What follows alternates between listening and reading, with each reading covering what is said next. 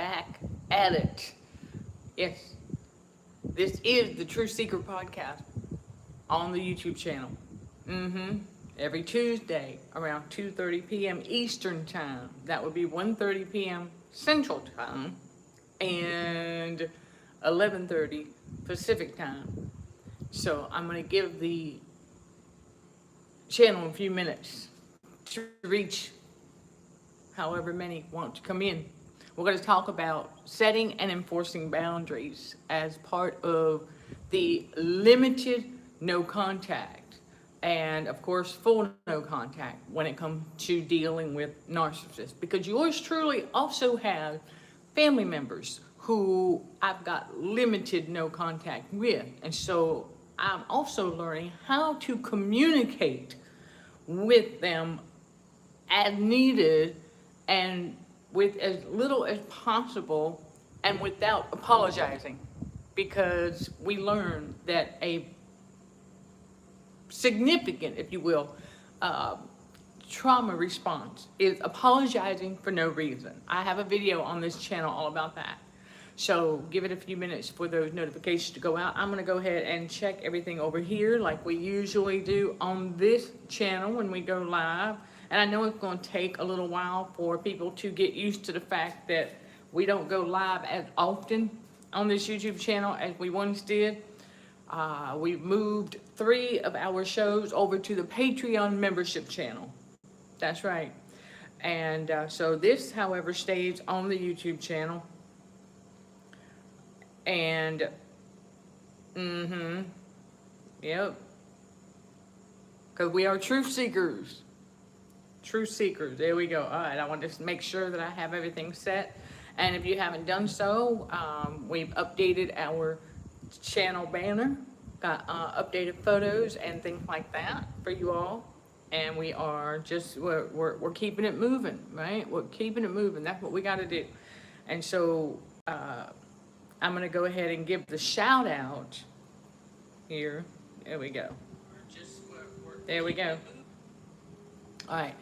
I'm going to thank our fellow warrior, Wendy, Wendy Collier, for inspiring this topic, because a lot of, let's just say, chosen children of God. That's one of the things we have to learn, is how to set boundaries and then enforce them. And so while I have this up, I don't have a table with me. Where we're at. We have the tripod and whatnot. So I'm going to put this down and I will take a look at it from time to time to get y'all's questions and additional insights. Please feel free to share some additional insights. Absolutely, 100% of things that you've learned, because yours truly is also learning in this season how to communicate with a family member who I have limited no contact with. And I'm going to give y'all an example, something that can help you learn how to communicate as needed without apologizing. That's a big thing, because we all got conditioned to do that. Like, they would tell us something, let's just say they had an accident or something, unfortunate occurred. And the first thing we would do, as conditioned by the matrix as part of the trauma responses, is we would say, oh, I'm so sorry to hear that, or I'm so sorry to learn. We got to stop doing that, because when you do that, that's what the narcissist wants you to do. They want you to apologize for their misfortune. And we've got to be very careful not to do that, because that would mean that we are taking on that burden. We are taking on the responsibility that isn't ours. We had nothing to do with what happened to them, and what I mean is, whatever it was that occurred, life happens, accidents do happen, injuries, things like that happen. And we're nowhere around, and if we know we had nothing to do with that, there's no reason to apologize. There's no reason to apologize. So we have to learn this. This is another learning curve in the spiritual awakening in God's reality, when we are learning to set and enforce boundaries. And that is one of them, It is a boundary to know how to communicate without apologizing for something you have no reason to apologize for. That is a boundary. You may not think so, but it is, because we learned that it's not our fault that they X, Y, Z and got injured, because we weren't even there. Now, if we did have something to do with it, then you know what I'm saying, and we didn't mean to, okay, then yes, you do apologize. Discernment, y'all. Okay, don't forget about that. Discernment is very, very important here. But I'm talking about they reach out to you and they tell you something unfortunate happened to them, and I know your first response, because I know mine would be the old version of me, but I had to stop and I had to ask God. I said, God, how do I respond to this? I'm going to have to respond. And so how do I do this without apologizing? Because what we were all conditioned to do was to apologize for that. And I said, yeah, but we're not doing that. So what's a word? What do I say? How do we? Well, I'm going to give that to y'all real quick, okay? Because you're going to hear more about this. It's part of the teaching and learning together as iron sharpens iron in this ministry, okay? I am Michelle Dickey, your host for CHA's Truth Seeker podcast, right here on the YouTube channel at Consulting, the number 4, Heightened Awareness. And the N, symbol N, CD stands for narcissism and cognitive dissonance, the two fundamental components of the spiritual battle for the mind. So I wanted to get on here and talk about this, because the boundaries, setting and enforcing, you know, setting it, you're like, okay, right? But then enforcing it is a whole nother ballgame, because for many years, you know, we got made to feel as though if we didn't go along to get along, that we were being difficult, right? And we learned that going along, I'm not saying to deliberately, I've said this before, I'm not saying you go out there and deliberately don't get along with people. That's not what we're talking about here. We're talking about when you have limited and even full no contact with narcissists, okay, the evildoers. And yeah, it's a little windy, y'all, so it's gonna be what it's gonna be. All right. So anyway, when you have that going on, and you've got to maintain your composure. You have to not lose control of yourself, because that's what they want. And they also want you to apologize for their misfortune or whatever unfortunate thing occurred. So let's use that as an example here. Something yours truly had recently learned to do. And I'm going to pass it along to y'all. And please put this in your journal. Write it down. And thank y'all for hitting the thumbs up on these messages so our fellow warriors can get them as well. And when you have a narcissist reaching out to you, and they are telling you something happened to them, they had an injury of sorts, and those are unfortunate things that happen, right? Life happens. It's very unfortunate. See, I'm giving you a clue here, all right? So hang tight. So I remember asking God, I said, so how do I respond to this? Because I would be so quick to say, I'm so sorry that happened. I'm so sorry to hear that. I'm so sorry to read that. I'm so sorry to all this, right? Okay, well, I had to step back and I said, well, we're not apologizing. So y'all need to write that down in your journal. No apology. If you had nothing to do with their injury, you had nothing to do with their accident, okay, you do not apologize. They want you to do that. Because that also let their master, the devil, know you're still traumatized if you're doing that. You got to become aware of the fact that you're apologizing for no reason. That is a trauma response. And so we like, okay, I said, Heavenly Father, how do I respond to this? Because it is unfortunate, and we don't cast pearls before swine anymore, right? So I'm not going to give them my empathy, but I am going to be empathetic, yet in a very mature way, by enforcing the boundary of not apologizing for something I had nothing to do with.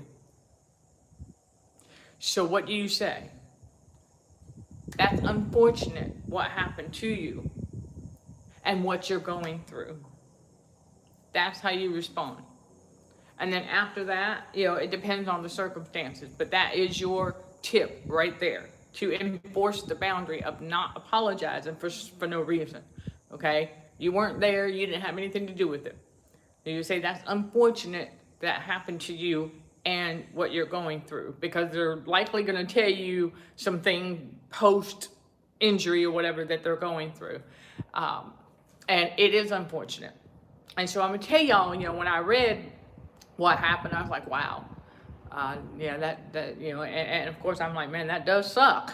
But when we realize that we're dealing with limited no contact here, we have to learn how to communicate and enforce that boundary of not apologizing unnecessarily. Now, an example of apologizing, of where it's appropriate would be, yours truly had the car packed, and I could see out my windows just fine, but in a haste, kind of a haste, not too much of, kind of a haste. It was very subtle to get to my campsite. I'm backing out of the parking spot, and I didn't look behind. I didn't look in my mirror like I usually would, and there was somebody walking, and of course I stopped in time, and my window was down, and I did turn out, and I said, I am so sorry. I said, I'm sorry, because that was my bad, we didn't hit him or anything like that, but could have. So yes, you do apologize, all right? And I was like, oh my gosh. Like, oh man, lesson learned was just, slow down again, and make sure I look in my mirrors before backing up, all right? So there's an example of when you do apologize, all right? I just had to give that to y'all so in general, when you're not dealing with a narcissist or what have you, where is it okay to apologize? When you know that you were in the wrong, okay? That's when. But when it comes to a narcissist and you had nothing to do with what happened to them, you just got to say, that's unfortunate that is unfortunate that happened to you, or it is unfortunate that happened to you and what you are going through. Okay, and that's mature. And then I added that I'll keep you in my prayers, because we are supposed to, regardless of what you think about the narcissist or what have you. Remember, God tells us we got to pray for the enemies too. Okay, even if they don't see themselves as such, but that's the thing. And and we do pray for them. Absolutely, 100%. We stay in prayer. We pray for each other. We pray for them. We pray that they see the error of their way. We pray that perhaps someday they wake up. We just keep them in our prayers. But we don't allow our empathy to be taken advantage of, and we don't give it to them. Okay, when something unfortunate happens to them and they reach out and they tell you, you just have to, don't apologize. And there you go. There's your boundary. No apologies needed. And so we're going to talk about a couple more common boundaries, that I'm going to tell y'all, learning to say no is crucial, because you got to protect your peace now, right? You got to protect your peace, your joy, your happiness, all this on the inside from God, right? You learn how to protect it. You've got to do that. Only you. Well, you're divinely protected by God, chosen one, yeah. But at the same time, we got to learn to say no. And there's many different ways you can do that, and enforcing that, it's just a matter of don't back down, Don't change your mind. Don't let them convince you to change your mind. Oh, they can be very convincing. We know this. Narcissists are very charming, right? They're very charming, they're very cunning in a lot of ways, and they can be very convincing. So when you're learning how to say no as a boundary, you might have to practice saying it out loud first. Yeah, because it's not something that will come easily to us after years of traumatization, after years of just going along to get along, and just being their doormat, and not wanting to create any ripples in the water, if you will, right? I've talked about how we upset the apple cart. Okay, so we didn't want to do that before. So we had a hard time saying no. Well, now, in God's reality, we got to say no, because we're told not to be partakers with them.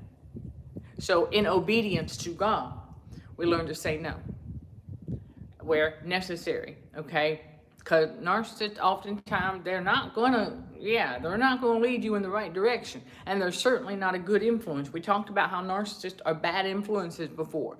Okay, well, that's a big one right there. So you want to keep that in mind. All right, and never forget that when you tell them no, be prepared. Okay, be prepared for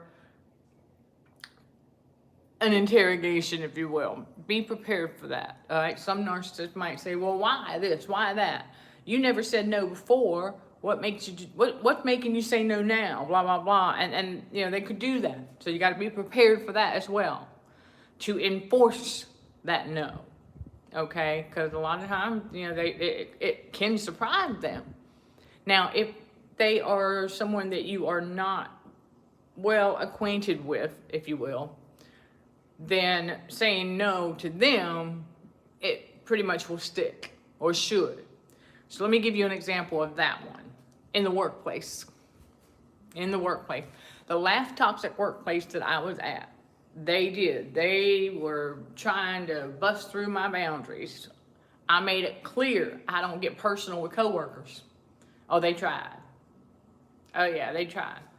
And so they wanted to invite me, or they did invite me, excuse me. They invited me to go to some function with all of them after work. I said, no, thank you.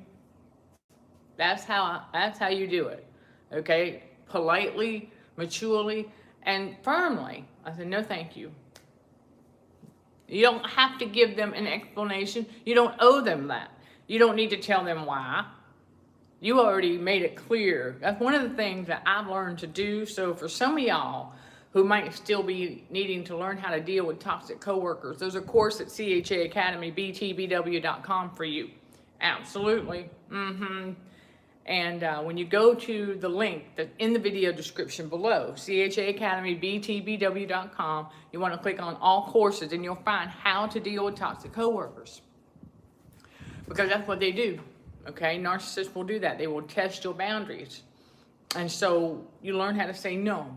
And you say, no, thank you. Or they tried a few more times, but I already told them. I didn't have to give them an explanation or anything like that. We don't need to.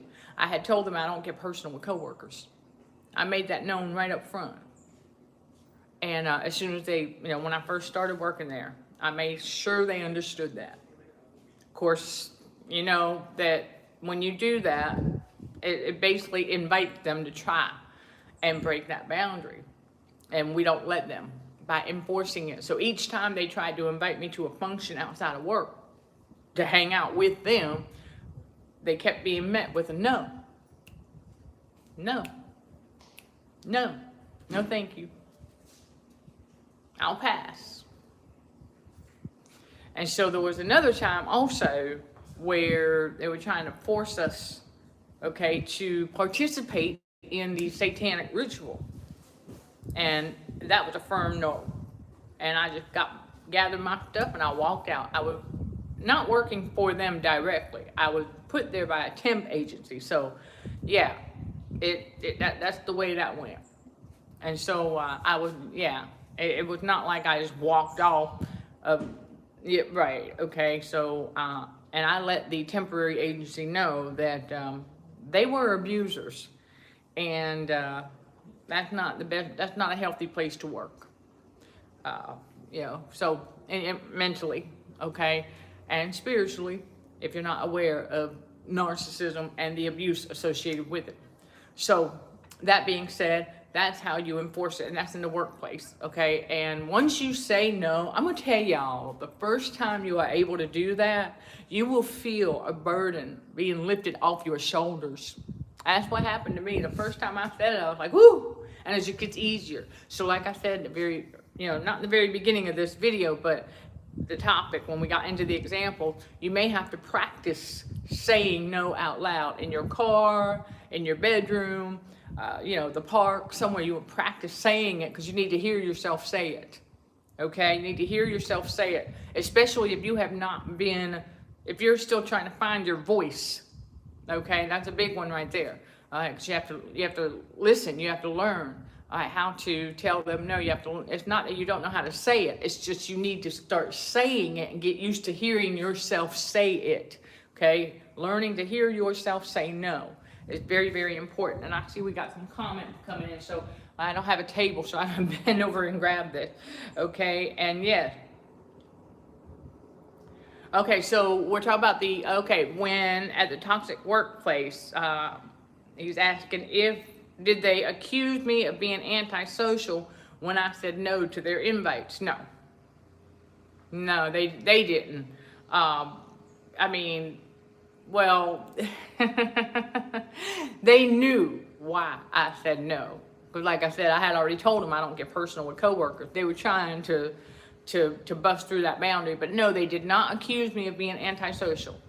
That's, I know, may be surprising, because some of y'all, when you learn to tell them no, be prepared. This is what we will talk about as far as that is concerned, is to be prepared for accusations like that. So thank you, Chris, for bringing that question to light, okay, and for asking that, because it's very true. They could do that. When you first start learning to say no, and you tell, let's just say, somebody that you have gone limited no contact with, so you still communicate with them, but you finally learn how to tell them no, they could do that. So be prepared for that. Remember, God tells us we are going to be faced with false accusations, right? False accusers is what they are. And we know that throughout our lives, we've been falsely accused of a lot of things. Now we know why. And so be prepared when you learn to tell them no, because narcissists don't like to be told no. All right, they don't like it. So you have to keep that in mind as well. And so did they ask, okay, so in that toxic workplace, did they ask me personal questions a lot?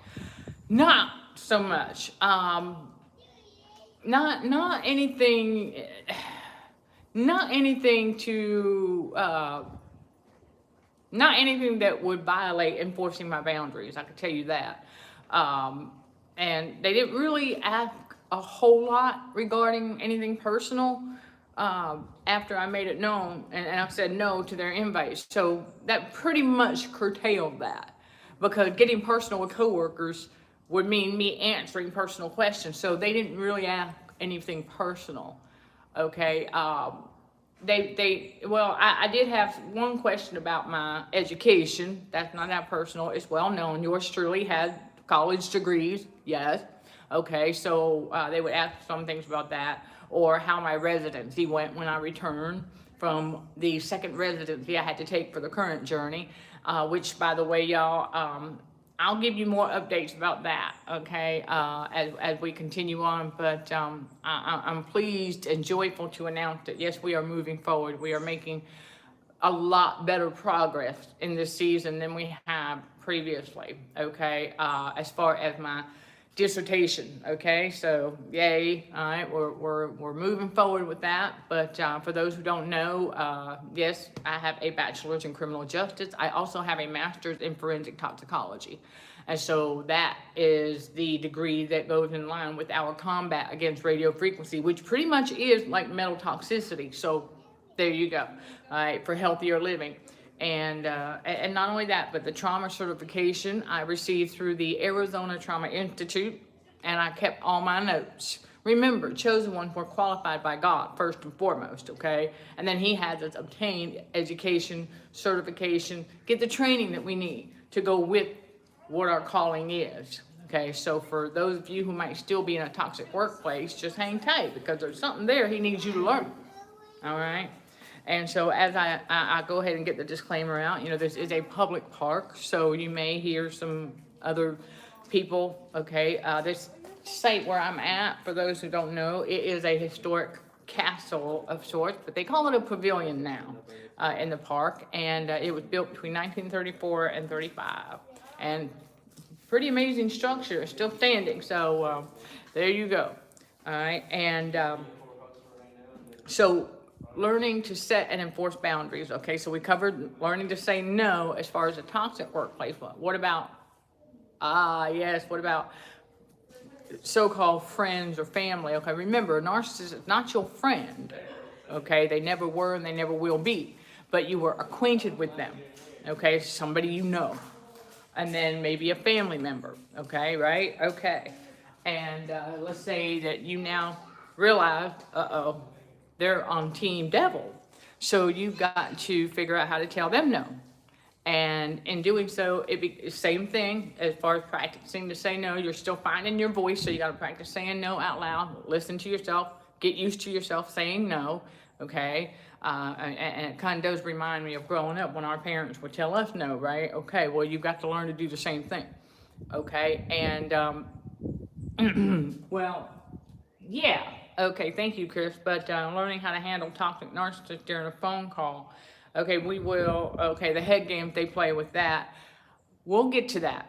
We'll get to that here shortly because setting. I mean, I know it's tough because they love to put you between a rock and a hard place. All right, that's what they love to do. They want to see you squirm. Don't squirm.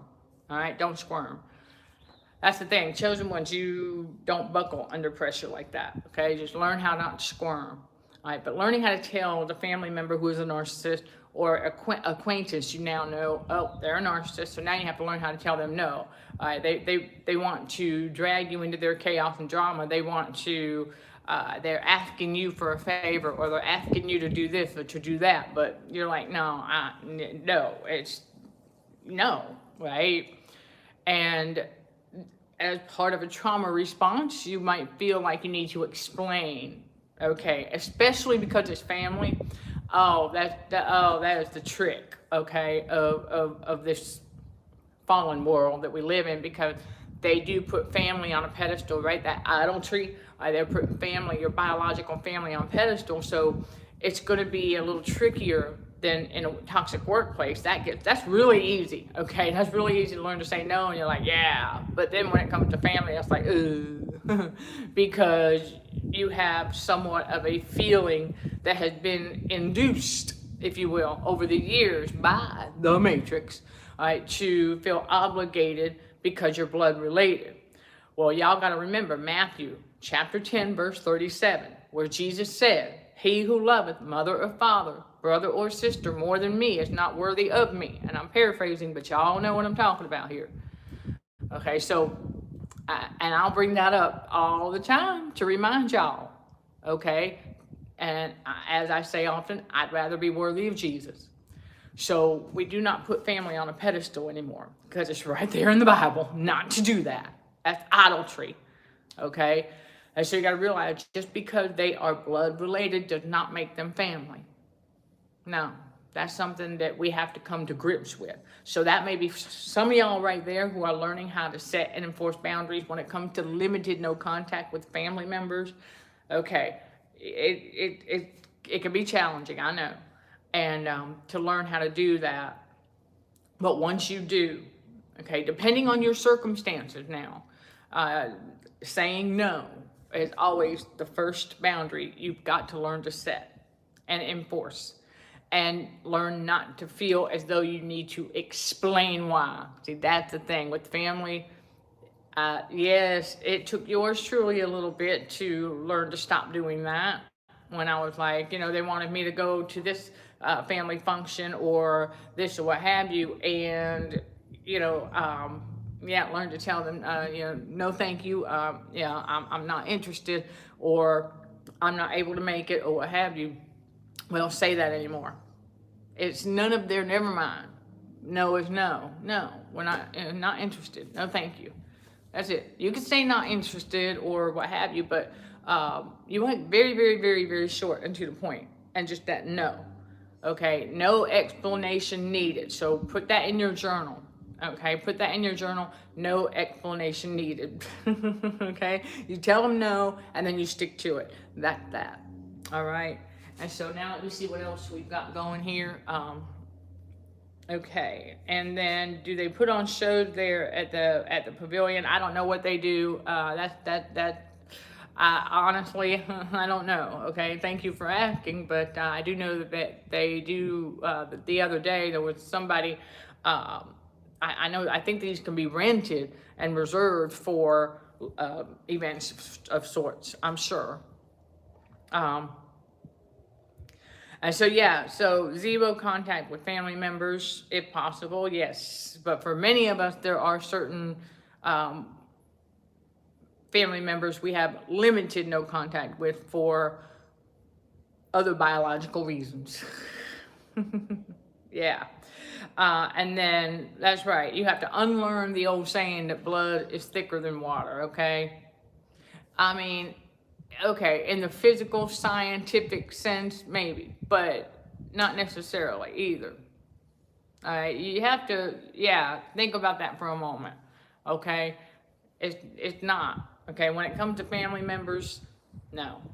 If they're a narcissist, yeah, if they're not a narcissist, then you ain't got no problem, okay? You ain't got nothing to, yeah, this is not going to be for, this content, okay, is for those who are learning how to set and enforce boundaries with family members or any narcissist, okay, who happen to be narcissists. That's what this content's for. If you have a family and they're not, I'm gonna tell y'all something right now. If you have both sides of your family and none of them are narcissists, congratulations. Oh, big time congratulations, because that's very rare. I can tell you that, very rare. Okay, I'm telling the truth. Yeah, if you're able to say that both sides, and your mother and dad, your mom and dad's side, both sides of your family, and you don't have any of them, and none of them are a narcissist, yeah, kudos. Because I know on the Jezebel that gave birth to me, on that side, 85% narcissist.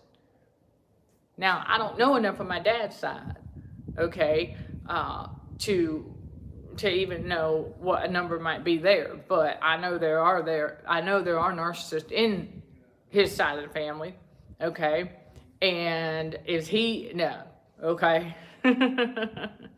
Right, okay, I know I'm fortunate for that, but I'm grateful for it too, as far as I know, and he's still learning, mind you. When I talk to him and call him out on something, he recognizes it, he owns up to it. And so, you know, a narcissist don't do that, okay? But that being said, you know, learning how to tell them no. And then that's that, you know. Eventually they're going to have to get used to you saying, and it will come to a point where they're not going to ask you a whole lot going forward, or ask you for anything if they know that you're going to say no.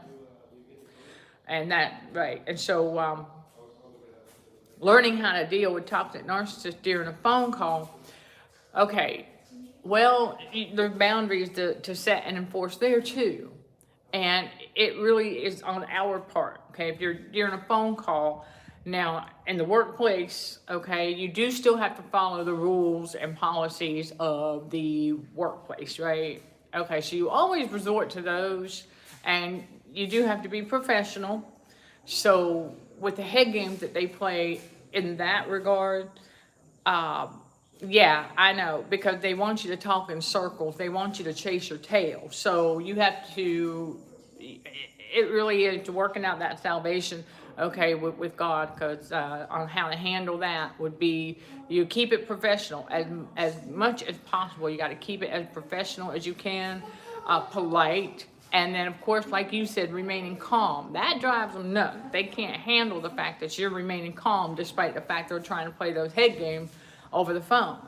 And it can, because they want to frustrate you. They want you to be irritated. They want to get you to step out of character. And I know that the calmer you are and the more professional you remain, eventually they want to speak to a manager.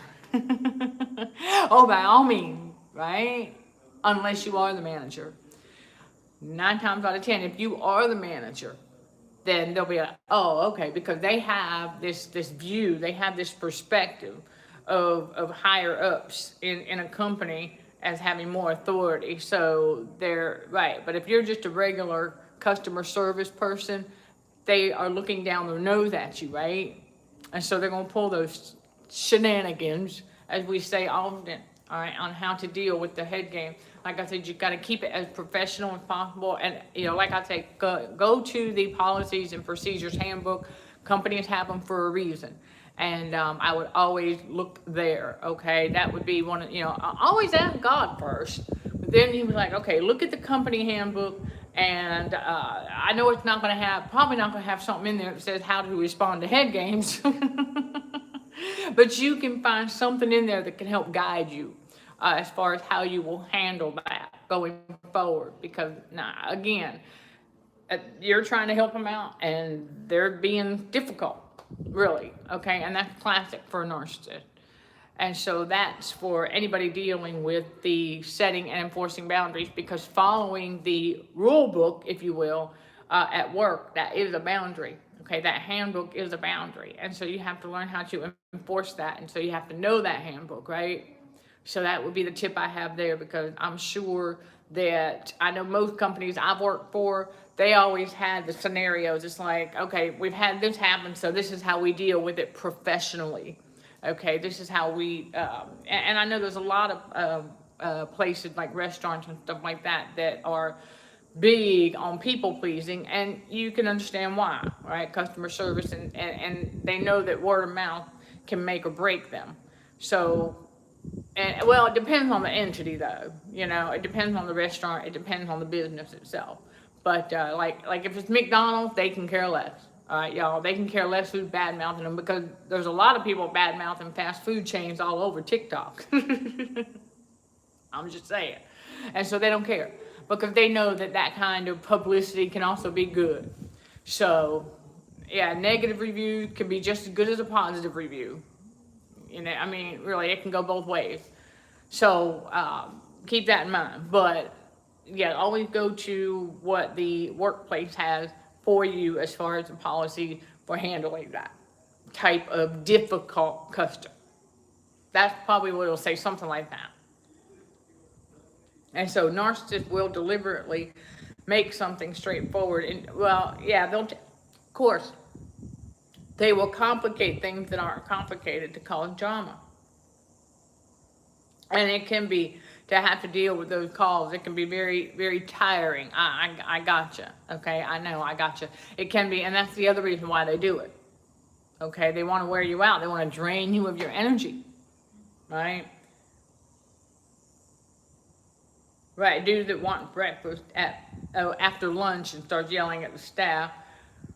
You do have those, okay? You do have those types, and it's unfortunate, but that's a narcissist, obviously, okay? Because normal people are not going to do that. Like, if you want breakfast, go to an actual place that serves breakfast, like, you know, IHOP or a pancake house or something like that serves breakfast all day. If they don't serve breakfast all day, then you're not going to get breakfast after lunch. So anyway, or at lunch or beyond, right? Okay, there you go.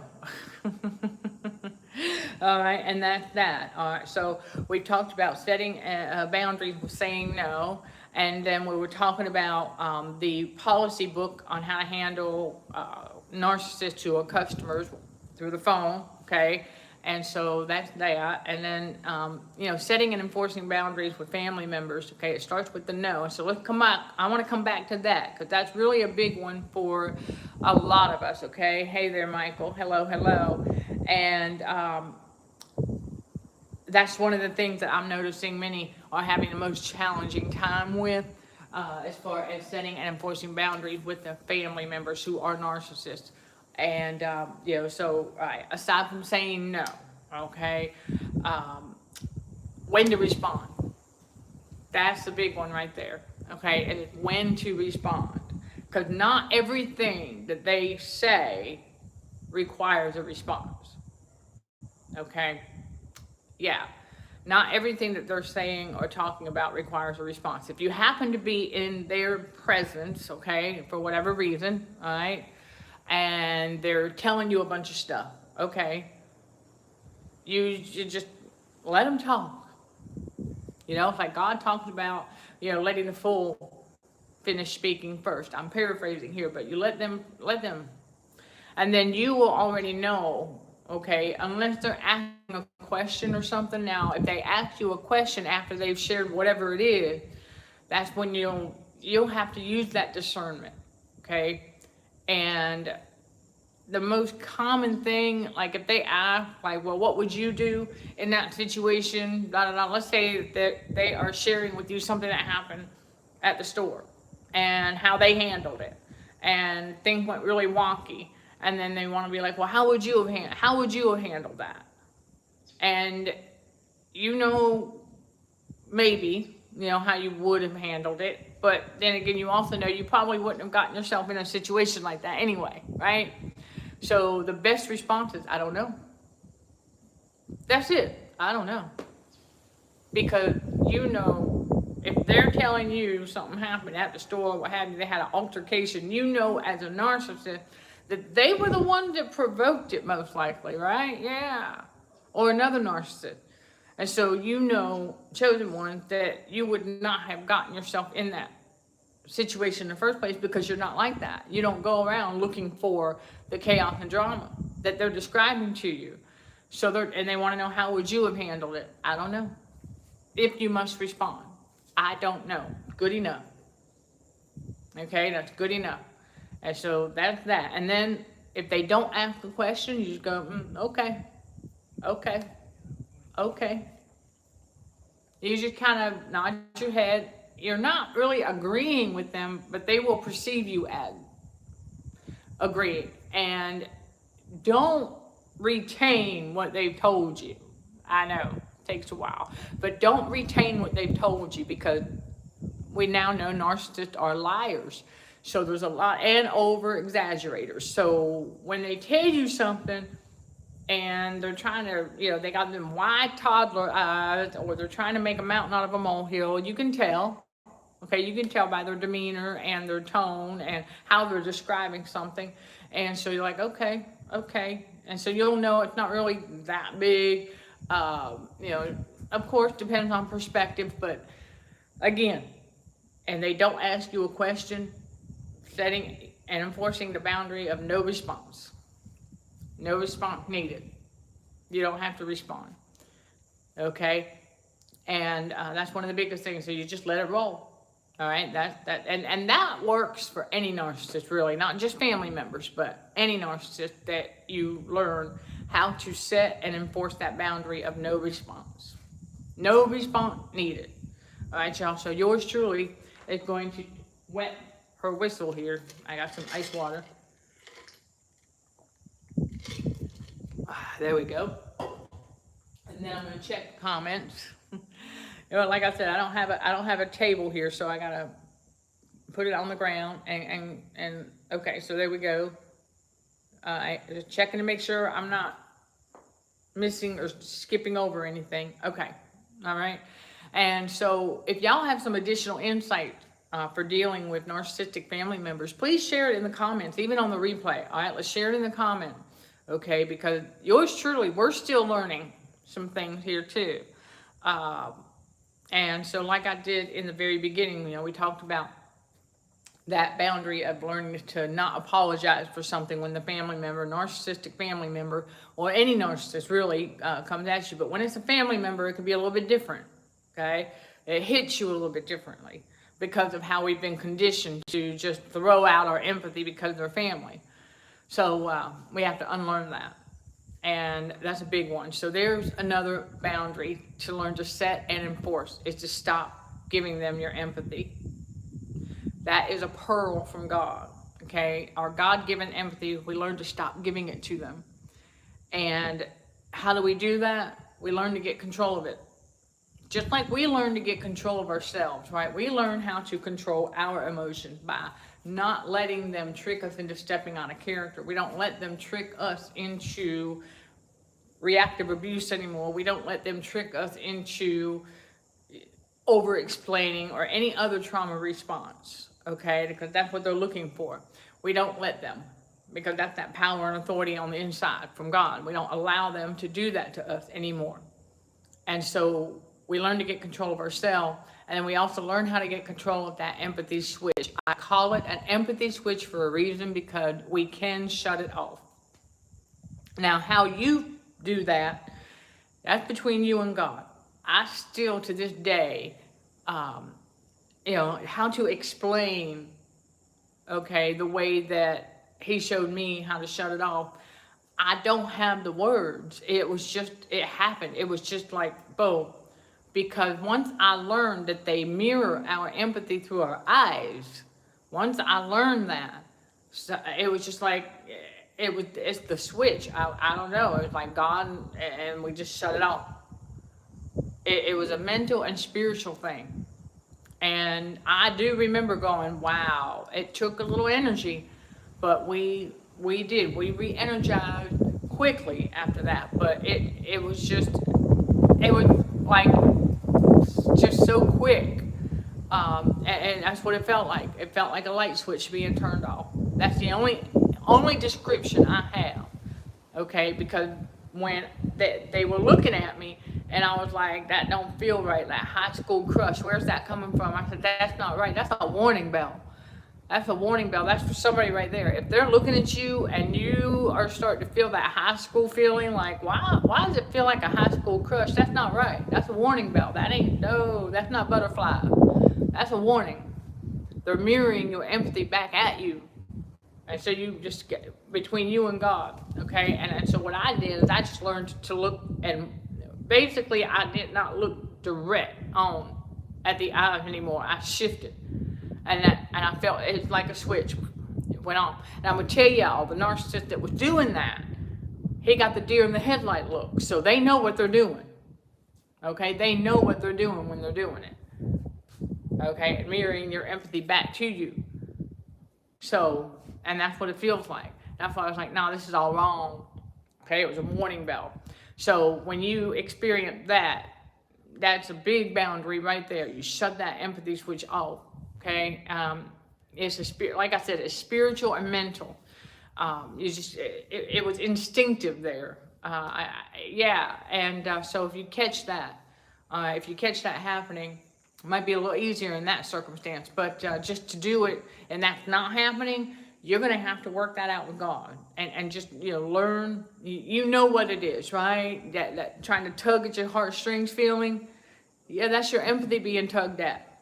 Okay? Y'all know what I'm talking about. It's spiritual.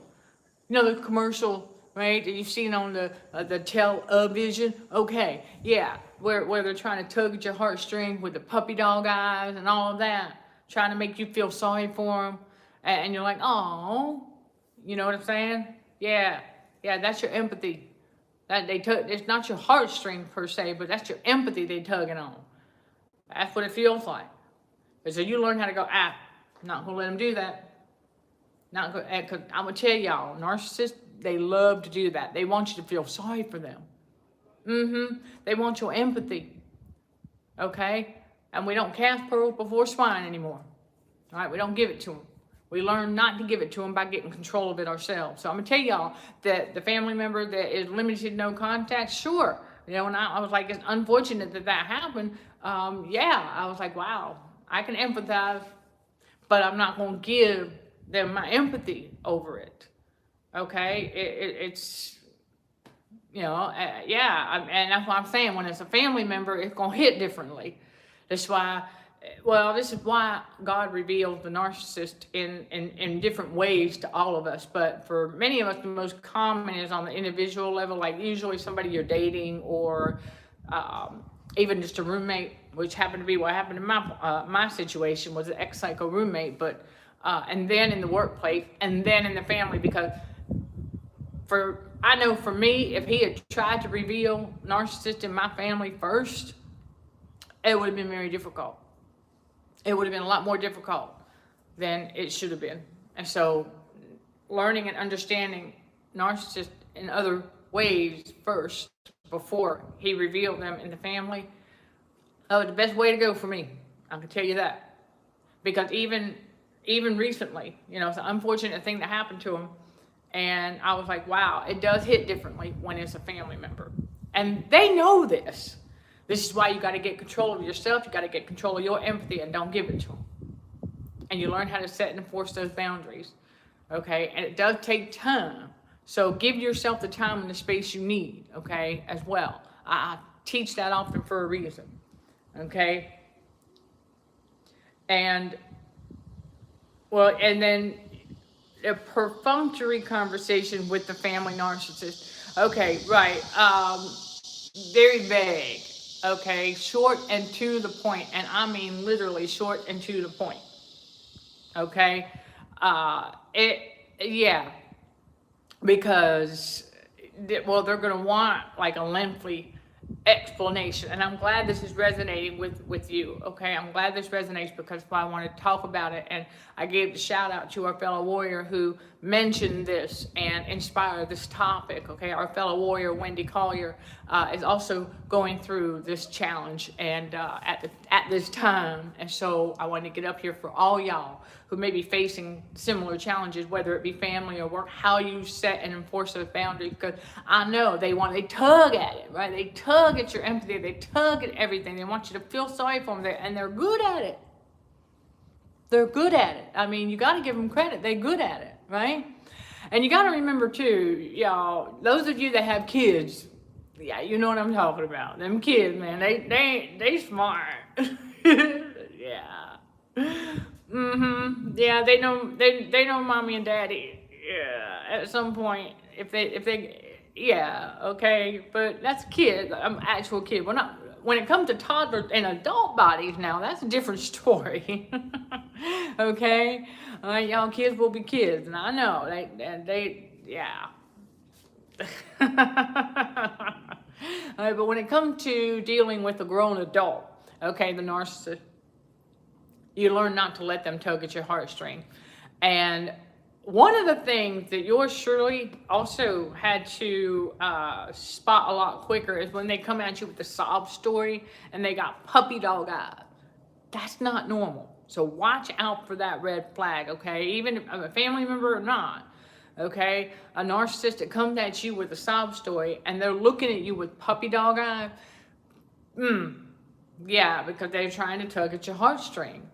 And I will tell y'all, those of us in this profession who are trauma specialists and helping others overcome the trauma from abuse, okay, narcissists, they will use that. And many of us, okay, have encountered this. And I know yours truly, yeah, I did. Where I was staying at, there was a neighbor who, exactly. So it's like when it's out there that that's what I do, then, you know, we have to be prepared. All right, to be able to spot that, because we know that narcissists, like we're talking about in the comments on one of the other videos about the demon of anger and other videos on this channel, we're talking about how narcissists love that victim role. Okay, they really do. That's one of their favorite roles to play is victim. And you got to remember that narcissists do it to each other. So them telling you that you know, their partner is abusive, yeah, well, you know, that's a 50-50 chance. You know, and they do it to each other. And so, but like chosen ones, we don't go up and do that. We don't try to give other people a sob story with puppy dog eyes. No, I'm gonna tell you, I share my testimony with some out there, okay, and we keep it to the point, straight and to the point and factual. We're not looking for sympathy or anything like that. We are just giving education and awareness, you know, giving that, you know, we are enlightening them. Okay, these are some red flags you can watch out for and stuff like that. All right, you all, I'm looking at the clock here. And so, yeah, setting and enforcing boundaries, it does, like I said, it does take time. And then also, depending on your circumstances, okay, you have to fine tune and tweak some things, okay. And so as a reminder, you know, in the toxic workplace, how to deal with toxic coworkers, with setting and enforcing boundaries, we've got the course at CHAAcademyBTBW.com. Click on all courses and you'll find how to deal with toxic coworkers. And remember to use promo code CHAA25 and get 25% off. That's the one-time payment, not the 5 monthly installments, y'all. All right, you have that choice too. But if you go with the one-time payment and use that coupon code CHAA25, you get 25% off. And save that coupon code because you can use it 2 more times for 2 more courses at CHAAcademyBTBW.com. That's right. So, and yours truly is your instructor. So everything's already there. It's waiting on you. And setting and enforcing boundaries in the workplace. Okay, that's a big way of how to deal with them. And then also those steps, okay, those 5 tried and true techniques can also be modified for dealing with a narcissist in any environment, and that includes, excuse me, your own family, especially the ones you have to learn how to go limited no contact with, and then hopefully one day full no contact. Again, depends on your circumstances and things like that. So there's that, and we covered a little bit and more here and there as far as this historic landmark, if you will, of the park and stuff like that. So you know, and I had to get on here and just give that to y'all so that you know setting boundaries and enforcing them, even when it's a family member, is totally possible. You just have to know how to do it. You have to know when to do it. You have to know, okay, this is what you got to do. And I know it takes a while. Well, you have to get it in your mind. Remember, mental prep. Okay, you have to get it in your mind. All right, so it's going to start there. Journal it, get it in your mind, and just remind yourself, however often you need to, that that might be a family member, but they're a narcissist. Okay, and because I know that's tough. Okay, that's the toughest part about all of it for many of us. And so when you finally do, though, it gets easier. Seriously. So let's say, okay, you finally got it figured out with this one limited no contact family member who's a narcissist here. All right, now you identify another family member who's a narcissist. Okay, it gets easier. Okay, you'll be able to set and enforce those boundaries in all circumstances. Okay, and again, the same thing with the other narcissists who are not family members. Like I said, that comes a little easier. It really does, because of the different type of trauma bonding. I think with family members, the trauma bond tends to be a little stronger. I believe that's deliberate by the Matrix and this fallen world to have us get so deeply trauma bonded to a family members, more than one, because that we're taught that that's how it's supposed to be, that family first and all of this, and then we learn, no, it's God first.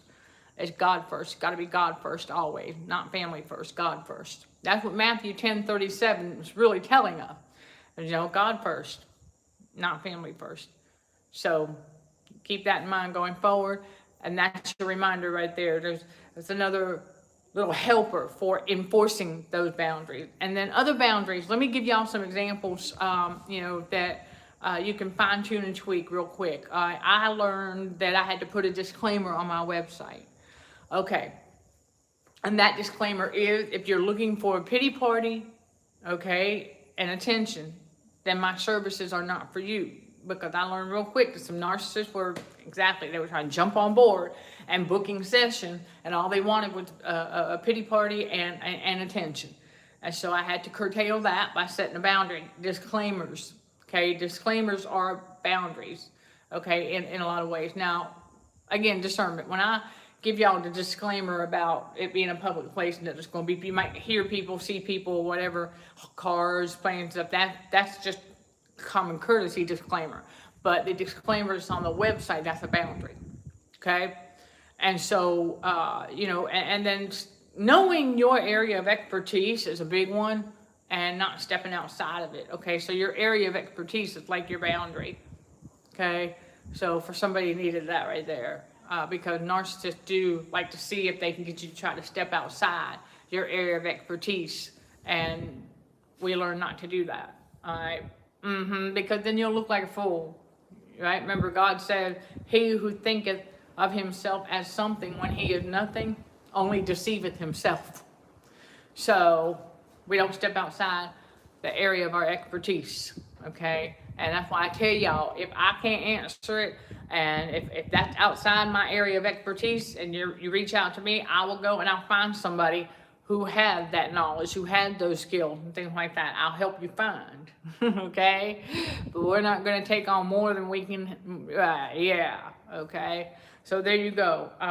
And then, as far as other boundaries, you just have to learn, okay? You just have to learn what they are for you in your life, and, so even though it's like, saying no, and then enforcing that, and then other things, and as you go along, you're not going to know all the boundaries you need to set right away. There's still boundaries. I'm sure there's still boundaries I have yet to figure out that I've got to set. So again, it's a journey, but you'll start, okay, with the no, and then no response and things like that, and then you get better at it. It's like you're gonna have to practice it, especially when it comes to family members. That's the thing. Who are narcissists? So keep that in mind going forward. And don't hesitate, y'all, to reach out with additional questions, insight in the comments on the replay. I look forward to seeing those as well. And I look forward to learning more from you all going forward. That's what it's all about. Iron sharpening iron here in this ministry of growing, okay, a growing community of spiritual warriors for Christ at Consulting for Heightened Awareness, CHA. Be sure to check out the video description below, again, for the Academy. And then also don't forget about CHA's True Seeker podcast on Spotify, iHeart, Apple Podcasts, Amazon Music, and more. You'll find that. Right, you'll find the rss.com link in the description below, but you can also go to the CHA's True Seeker podcast page of the website, which is also listed below. When you go there, you'll see all the different podcast platforms where you can get the pre-recorded True Seeker podcast episode. And the most recent one, okay, yes, episode 215, narcissist and projection is what we talk about. And I give y'all a backstory about a limited no contact family member and how they were using projection and what it looks like when they hoover. And that is in episode 215 at the True Seeker podcast on Spotify, iHeart, Apple Podcasts, Amazon Music, Listen Notes, and more. Again, the CHA True Seeker podcast page of the website, cdhrwdrmd.org. And again, welcome to our growing community of spiritual warriors for Christ at Consulting for Heightened Awareness. Sending love and light to all fellow warriors. Thank you for watching, listening, and for your continued support. Till next time, let's show some gratitude to the Heavenly Father, and you keep being you in Jesus' name. Amen.